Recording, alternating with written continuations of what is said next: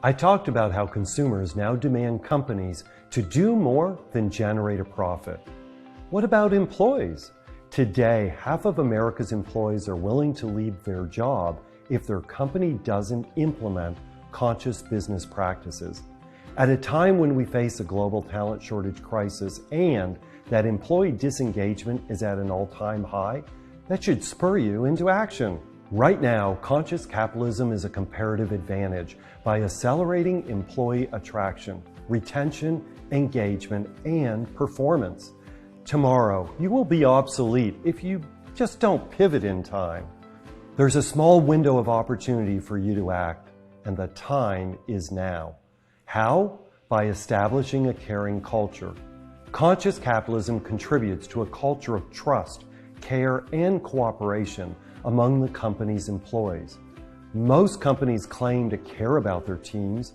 However, in many cases, care is conditional on performance.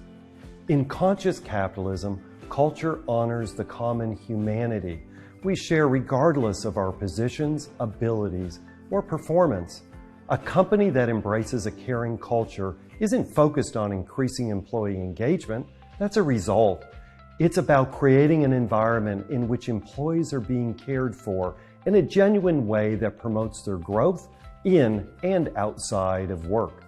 In the United States today, 88% of the workforce doesn't experience this kind of care, which represents both a barrier and an opportunity for improvement. Here's where you can get started. Tip number 1, purpose. Give your employees meaningful work geared towards solving a worthy societal and environmental challenge. Tip number 2, pay higher wages. It's all about supply and demand. Tip number 3, provide meaningful benefits including quality health insurance and childcare services, if relevant to your workforce.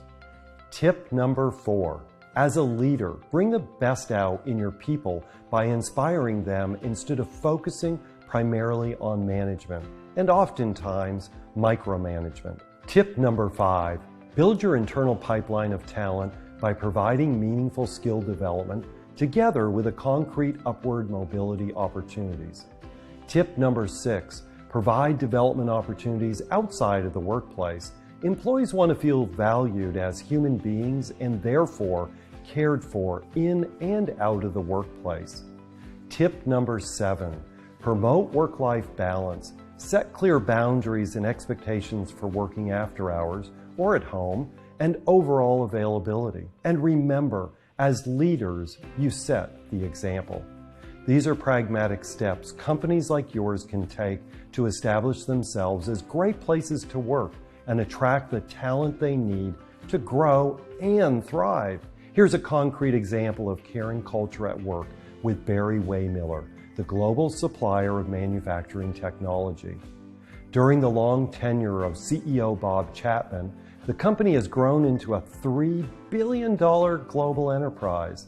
For the last couple of decades, Chapman and his team have been focused on creating a culture of trust and care that aims at helping people discover their gifts, develop their gifts, and be appreciated for doing so.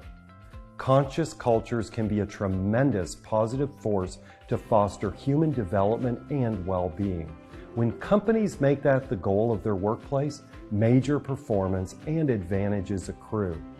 Barry Waymiller has employed this strategy to complete more than 110 acquisitions worldwide, nearly all of them profitable. It's time to reflect on your own company culture. Are employees given the opportunity to keep growing inside and outside of your company? When employees do become a more capable version of themselves, is it recognized? Is it celebrated? If not, start with open and transparent communication. Figure out what really matters for your employees and address these needs for a true win-win for all.